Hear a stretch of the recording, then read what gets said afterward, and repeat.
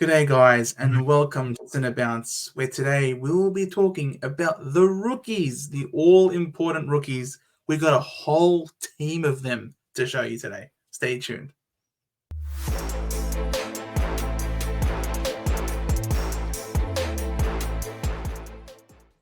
Big J, we're here talking about the rookies, the cash makers, the cash gen. How you doing?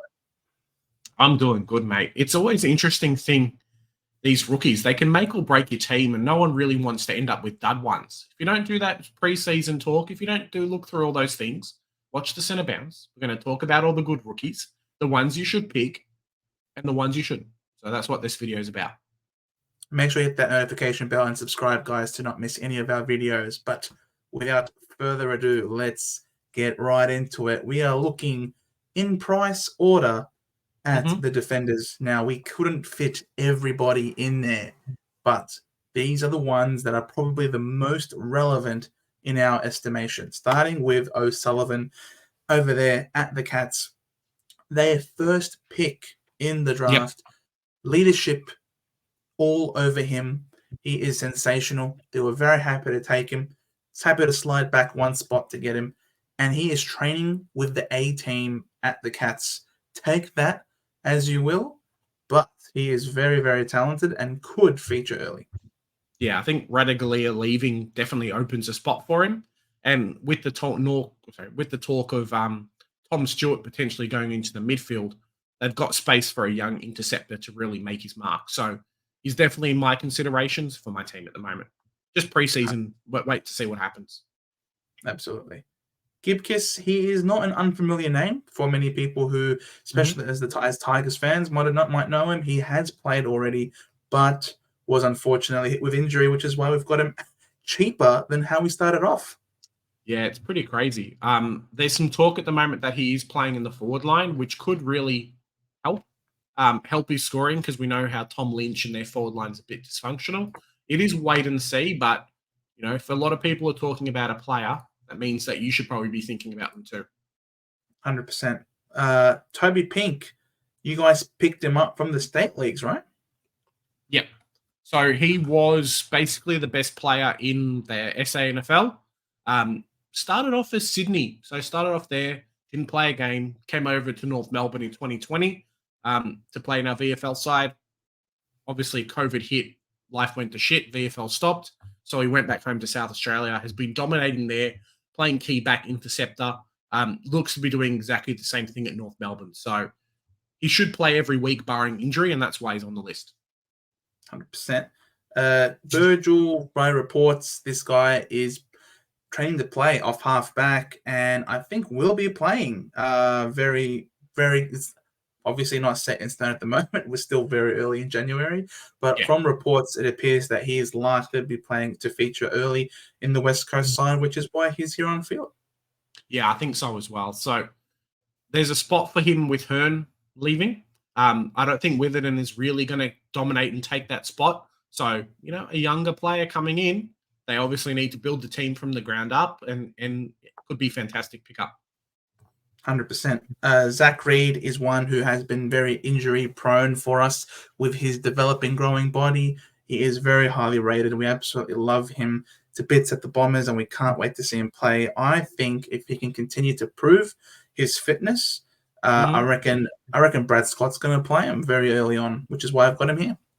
Yeah, he's not one that I've really considered, but Reed and Cox have been around the mark for a while. It's just more the bodies that have held them back. So hope he does play, obviously for your sake and whatnot. But yeah, there might be some better options there for me at the moment. Oh, definitely. Nick Caulfield is probably one of those options, right? Yeah, 100%. Played a little bit of halfback at St Kilda before he got traded and got injured. Has had a 50% cash reduction as well. So similar to a Zach Williams, who we spoke about in a mid-prices video. Caulfield, he could end up being a pretty big pick. You don't get a player like him across to just play VFL. The Dogs need to shake up their back line. Maybe Bailey Dale goes into a wing or does a little bit of that with Bailey Smith out. So Caulfield could come into that distribution role off the halfback. Big wait and see, but it could happen. Exactly. Marty Hall, who we've got here at 123k. He is actually back at Melbourne. After he was delisted a few years ago, he's come Mhm. in as one of the supplemental selections. Yep. So he's a 190 centimeter tall defender. So I think there is a spot for him. The Melbourne Demons would not have picked him up if they weren't gonna play him. Yep. So I actually reckon that he's likely going to feature, to be honest. So he's a gun, to be honest. He's had a really good 2 years before coming back to the AFL system, which is why they decided to throw him another lifeline. Yeah. Melbourne's had real success with players like Petty and Marty Hall this year, with bringing in these guys from the state leagues who actually have a role and play regularly. So, Hall, fantastic interceptor in the back line. Did have some injury troubles and stuff. That's why he left Melbourne, but has come back. Yeah, great player. Absolutely. And do you know much about Buslinger? No, not really. Outside of him being like a top, I think he was top 15 or so pick a few years ago. Um, Came in, has always just kept trying, but I know as a key defender is what he is. The doggies need that help, you know. They just don't Yeah, have they anybody absolutely. in those positions. So yeah, he's got a spot if he can hold it. I mean, that's why they went and got Liam Jones back to the side, because I think they realised what sort of that they really need some help in that back line. And Liam Jones, look, he was very serviceable last year by himself, but I think they realised they probably have too many offensive players like Bailey Dale, for example, Ed Richards, who likes to take the ball and run and move the ball out. Probably need some more accountable defenders in order to get the ball in their hands. So it makes sense for them to pick up Buslinger. By reports, he's progressing very positively. Yeah, I mean Tim O'Brien, I'm pretty sure he was with them. He's left. Alex Keith is on his last legs, as you say. Liam Jones is probably, I think he's gone as well. So yeah, it's a tough one. There's Guess we opportunity move. there. Yeah, for sure. Absolutely. We then move to the midfield. McKercher, mate. Yeah, the guy's a freak. Pick two. He's going to play every game barring injury. North Melbourne player. You know how we love our young kids. Wardlaw Sheasel played majority last year as well. So looks to be teaming up at the half back line. Great footy IQ, really clean kick. Mate, this kid's making 200k, Joe. Probably without much issue, I think, considering Yeah. that he's going to be playing a halfback, which is a free role, Yeah. 3 points. So, and a guy of his talent, absolutely no problem whatsoever. Jai Cully, the ex-Dandenong Stingrays player who Yep. was picked up in 2022 as in a mid-season rookie draft. He was the number one pick in that draft, mind you. So he's like a forward mid who's certainly capable. He loves to tackle. He loves a good tackle here and there, which definitely helps him need some time to really fill out in his body, because he's got some height to him. He's 194 centimeters, so needed to take some time to develop that body. I think now he's going to be entering his second season over there, second full season over there at West Coast, and I reckon, given their age demographic, they're going to have to play him. Yeah, I think so as well. It just depends if he can get his body fit more than anything else. Yeah. Nick Watson's next off the mark. The Wizard. Yeah. Pick 4 in this year's draft. Really good, crafty small forward. I don't know if I know we ran out of forward line space. That's why he's available in our midfield at the moment. But there is a space for him. Traditionally, small forwards only score in Supercoach when they actually kick a goal. So he might not be the greatest pick, but definitely one to watch over that time. Yeah, exactly. You would imagine that he's going to get game time, which is probably the most, I guess, important reason why we've got him here. Yes, yeah, definitely. Riley Sanders, mate. Yeah, pick 5? The Doggies basically sold their draft hand to get him before the Jordan Croft bid, and you can kind of see why. This kid is the next Dunkley. He's bloody fantastic. Does really well in the midfield, clearance player, accumulator, doing everything. So similar to McKercher, people have been 50-50 on Sanders in the preseason. Mate, just pick him. You'll be laughing. He's going to score better than some of your premiums early on, I reckon. Yeah, he probably will, to be honest. He is that good. I guess the question becomes how Bevo is going to use him. Yes. and whether or not he's going to utilize They've been his crying out for his type of player. Like, that's just what they need. 100%. Libba's not getting any younger. Riley Sanders is taking it.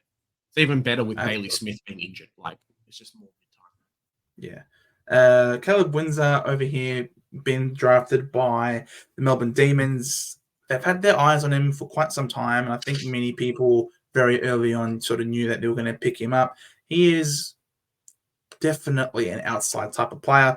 He's got a bit of X factor, a bit of line breaking ability with some pace, which is something that they at Melbourne, I think, are lacking. They do have the inner grunt work. They have some explosive players, but to win the ball at the coalface, like the Vineys, the Brayshaws, the Petrarcas. But in terms of the outside run, they have lost James Jordan. Windsor, I think, is ready to go and play that wing outside role. Yep. Fairly quick, fairly early on, I would imagine, at Melbourne. So he's one that you really need to keep an eye on over the preseason, keep track of his training reports, because he certainly is very talented. And they took him with their first pick that they got from the Luke Jackson trade. So they know, so that they value him really highly. And there were a few clubs as well that were, saying, hey, look, can we get him before Daniel Curtin, who's the next player on the list, before that selection goes through? We want it. Here's some good trades and some good options. But yeah, they've stuck with him. It's interesting. I didn't actually know much about him. So thanks very much for that. He's definitely on my watch list now in that midfield. Anytime. Guess you got Dan Curtin now, right? Yeah, Dan Curtin. It's been interesting listening to George and some other people talk about him who obviously follow Adelaide, because you look from an outside position, Dode's left, things like that. Dan Curtin comes in as that key defender role. But there's been some talk in preseason that maybe he's been playing some midfield, doing a bit of a hybrid type role. I know Dan Curtin was kind of missed to fix it along the way as well in the junior years. So it's going to be interesting to see where he plays, but almost guaranteed, I reckon, that he plays round one. Yeah, and really I would handy think DPP with someone like Nick Dacos too. Yeah, I would think so as well. Manny Roberts is next off the mark. He's not a rookie that, he's actually played some games. He's played 7 games in his career, and he was actually drafted a few years ago. I think back in 2021 he got drafted, but he's unfortunately had a lot of issues with injury, which is why he's at this price point right now. He is a mid. He does play mid with an ability to push forward. If he's healthy and right to go, I think he will play for the Swans because he is a hard-working mid, and he just sort of fits them that Bloods culture really well, because that's where he was drafted through their academy, their goddamn academy, and he was actually given a contract extension, so he's going to be playing there with the Swans until 2025. So they clearly rate him really highly despite his injury. If he's fit, he plays, I reckon. Yeah, and I definitely think there's some options there alongside Sheldrick that we were talking about in our mid-price video. There's some real options at Sydney, and they're trying to blood the youth and get those guys playing as much as they can. So if Roberts is fit, maybe not best 22, but definitely around the mark for them. Yeah. Jai Clark is the next one. So one of these guys who was picked up, I think maybe not last year, but the year before, never really cracked into the team, but strong midfielder, has been doing it well in the VFL. Could really have a spot in that Geelong team. They have to play mids, Joe. They have to play them. They just can't survive not playing these kids anymore.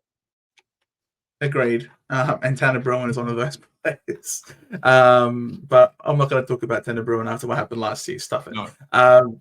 Jeremy Sharp, he comes across to Fremantle from the Gold Coast Suns. He actually played 4 seasons with the Suns before making his way across to the Freo. So for us to get an established player at rookie price is sensational.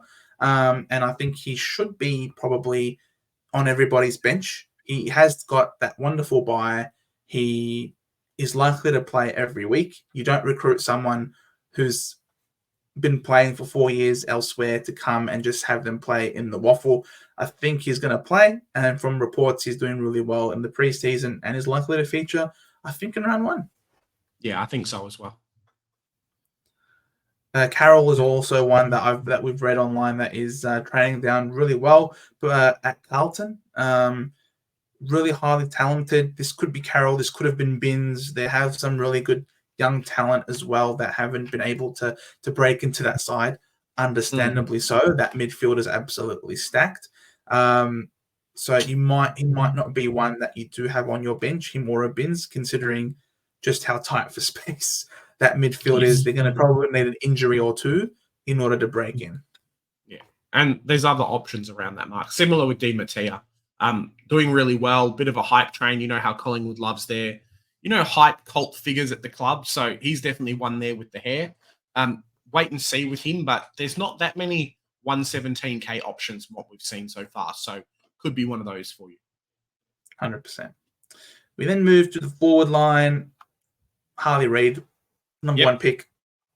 Hard to get past him, but barring all these hamstring injuries that I keep hearing about in the preseason. So wait and see with them. But generally in Supercoach, we picked the number one pick because they're very good and they're going to play straight away. And Harley Reid's very hard to miss.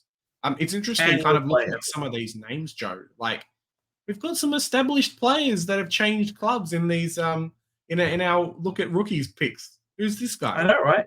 Quinton Narkle, sub 200 if you don't mind. Like that's pretty cheap. Played a bit for Geelong, played a bit for Essendon's VFL, now moved across to Port. Like he's a small forward, yes, but if Port are going to do really well and get the ball inside 50 a lot, could open the door for a lot of Quinton Narkle goals, perhaps. He doesn't need to score a lot at sub 200K to make you the money. So if he is, as he is a mature age player, he's in their best 23, then why not select him? 100%. I think Port Adelaide are going to look at all avenues really to come in and actually get their team better off than what they were this year. There was some real holes in there, and that forward line, obviously losing Fantasia, who's a bit lower down the list, losing players like him hurt. So Narkle could actually have a spot.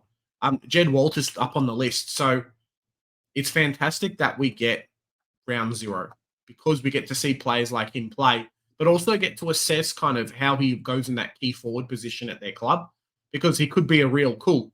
Scored 100, we have to get him in, or scores a 30 and we don't have to get him in. I think Jed Walters really that type. Everyone knows how good the kid's going to be because he was pick 3, pick 4 in the draft. So no, pick 2. Sorry, pick 2, pick 4. Yeah, pick 2. So we know how good he's going to be. It's just about how good he's going to be in Supercoach. So he's not in my team at the moment, but he's a definite must watch. Yeah. It's hard to, he's a gun, and probably where you're going to go with trying to get him is because you don't expect him to get the number one key defender, because he's going to be playing against, of course, the king of Gold Coast Suns over there. So his king is probably going to take the number one key defender, you'd imagine. And Walter, he is really good. He can probably take a number 2 defender, to be honest.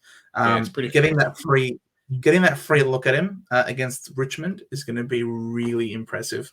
Emmett here is, by reports, going to be playing the Lockie Schultz role, considering that Lockie Schultz has gone to Collingwood. Someone has to replace him. And he did play and score quite well last year. So looks like Emmett is one for 182K. It is a bit more to pay, but he's going to play. Yeah, definitely. And played the last 2 games of the season as well, so 65 and a 98. So if you can keep around, even if he scores 50s and 60s, he's going to do quite well in our Supercoach teams. Up for contract as well, so could be pushing hard for a spot. Big Orazio Fantasia, Joe. Look at this name. He should be 123K. I think a lot of people are going to pick him. But, yeah. We'll see if he has a spot at Carlton. I know Pommy and a few others have really talked him up, being like, this is the time. He's going to come over here and actually score goals and do well. All he's got to do is make 150K, 200K. That's it. So it could happen. Is it going to happen this year? We'll wait and see. Scoring goals was never his problem. His problem was staying on the park. He injured his thumb trying to put his jersey on, and he missed a game for that. That is how... Sounds about right. That is how injury prone he is. So, look, for that price point, playing for Carlton, who we all expect to be really good, and he's going to get a lot of supply. If he can stay on the park, making the money is not a problem because he is instantly better than all their other Owies, Durden. He's better than those guys. He just has to stay fit. If he stays fit, he makes us the money. Can you trust him though? Probably not. Nate Caddy, our first selection. We really wanted him super badly. We did get him. Really happy about that. He is honestly training incredibly well. He's winning the respect of all his teammates. Everyone's getting around him. He is unlike any other forward that we have in the list. I reckon he plays round 1. He's absolutely tearing it up, and he demolished Jaden Laverty in the intra club, and Jaden Laverty was down for several minutes. So Nate Caddy's got everybody at red alert. He is ready to take it. Doesn't matter who he's up against. He's going for him. So I love Nate Caddy. He's playing round 1, I reckon. That's what you want to see, and that's what you want to see from these higher draft picks, but also more expensive players. Like, you pay the premium for guys who have a spot who are going to be best 22. Similar to a Darcy Wilson over here, 130K. It's that DPP. It's that price. It's what you want. This guy can run for days, dominating preseason from what I'm hearing from from Saints TV. Really, really good player. Great kid around the club. I think he'll end up playing. Maybe starting from the bench and not on field, but they're going to find a spot for him. North Melbourne wanted him for a reason. We could have had him. We had one pick away in the draft to not get him, and we missed out. So, yeah, hope he does well. But come back to North later, mate. I'll play the world's smallest violin for you. Yeah. I'm just kidding. And rounding it all off, it's insane to think that the cheapest forward rookie that we've got here is a 127,000 Aaron Cadman, the #1 draft pick from last year. That Crazy. Is how deep we've got. And we've got some forward rookies in the midfield as well. There are heaps of rookies to choose from. Aaron Cadman's likely to play just about close to every week. He was given some time to develop in the state league last year. They were able to play and win games without him. I think they're only going to get better. And I think Aaron Cadman will feature more this year. I think another year of development into him will see him rise. He doesn't have to play all year. He just has to kick a few bags for us here and there. And Bob's your uncle. We trade him up. So I think so. Thank you very much for being so cheap. He signed a contract as well. So he's staying at the club till 2026. You know, they're going to play him if they do that. 100%. And that is essentially a full team's worth of rookies that we think are among the most likely, the most viable. Of course, everything is subject to change between now and the start of the season, but we tried to put as many names as we could possibly fit here to fill you in, guys, and answer any of your questions. Yeah. And remember, guys, post down in the comments if there's some players on there that maybe you think we need to have a look at, or guys you don't like their opinions on. So I know Zane Dersman's one of them from North Melbourne who might get a game, might not. There's a few others as well. Post down in the comments, let us know. 100%. Guys, make sure you give us a like, subscribe if you're new, to help us grow the channel to reach our next milestone. We're looking to hit 2,000 subscribers. So please come along with us on this journey and hit that notification bell to not miss any of our videos. 100%. Joe, what do we do? We do the hard work so they don't have to, right? 100%. Catch you in the next one, guys. See you later. Bye. Bye for now.